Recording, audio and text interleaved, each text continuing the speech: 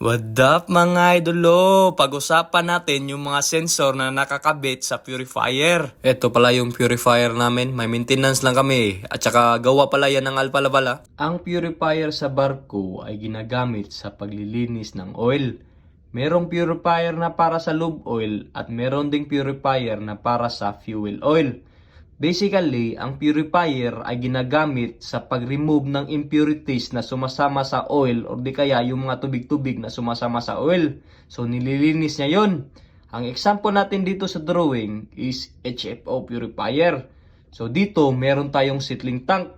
Yung fuel oil dito is unprocessed pa, unclean. So, hindi pa ready para gamitin. So, ang fuel dito, pupunta muna sa purifier para linisin niya. Pagtapos niya malinis, i-pump out niya papuntang service tank.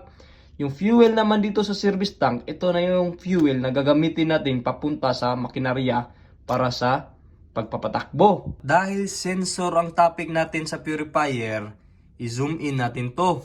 So ang gagamitin natin is itong drawing na to. So ito yung galing sa settling tank, merong bomba, heater, ito yung mga sensor, 3-way valve pabalik, yung purifier natin, at ito naman yung outlet niya. Ito niya yung magsiserving clean oil. So dito sa purifier na to, hindi tayo mag-discuss dito. Kasi si Chief Yoy, ito yung topic niya ngayon. So punta kayo sa page niya kasi ito yung topic niya ngayon. Ang topic lang natin ngayon is itong mga sensor sa labas. So let's start. Unahin natin dito sa HFO purifier feed pump. So sa feed pump natin, natitake siya ng suction galing sa settling tank, di ba? So yung oil dinadala niya papuntang heater. So dito sa heater, yung oil natin is pinapainit niya.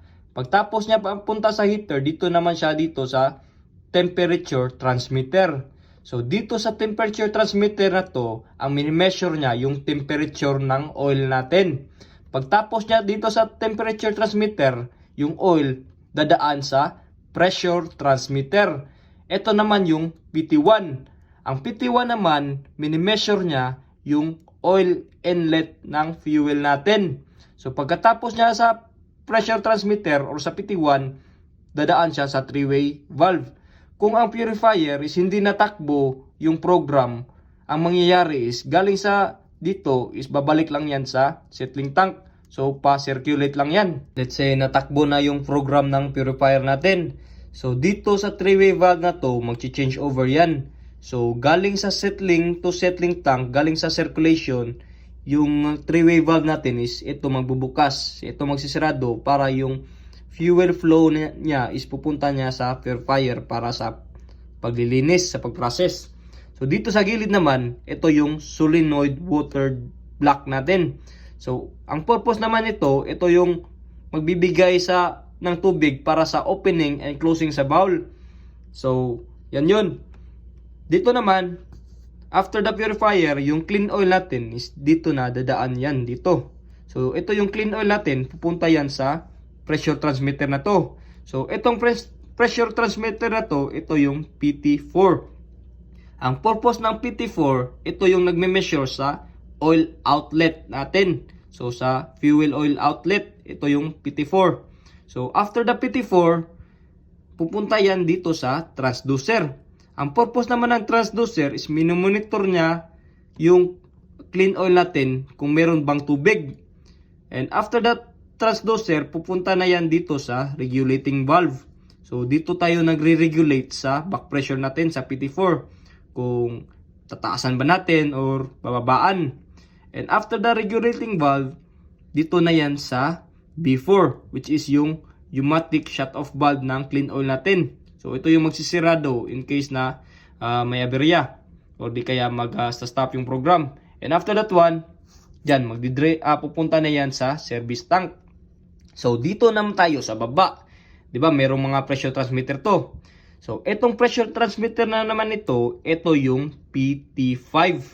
So ang purpose ng PT5 natin is ito yung nagme-measure sa drain ng tubig. So ito yung PT5. And after the pressure transmitter na to, meron tayong solenoid valve na to. Ito naman yung V5 or yung drain valve. So ito papunta sa sludge. So ito yung mangyayari yan mga dol. Kapag natakbo na yung purifier natin, na yung program niya natakbo, yung oil dito is dadaan, di ba? Tapos minimeasure niya yung outlet pressure. Dito sa transducer na to, kung makasense siya na may tubig sa oil natin, sa clean oil natin, so dito sa drain valve na to, bibigyan niya ng signal para buksan, para i-drain niya yung tubig na sumasama sa oil natin. So binubuksan niya to at minimeasure niya yung tubig na lumalabas.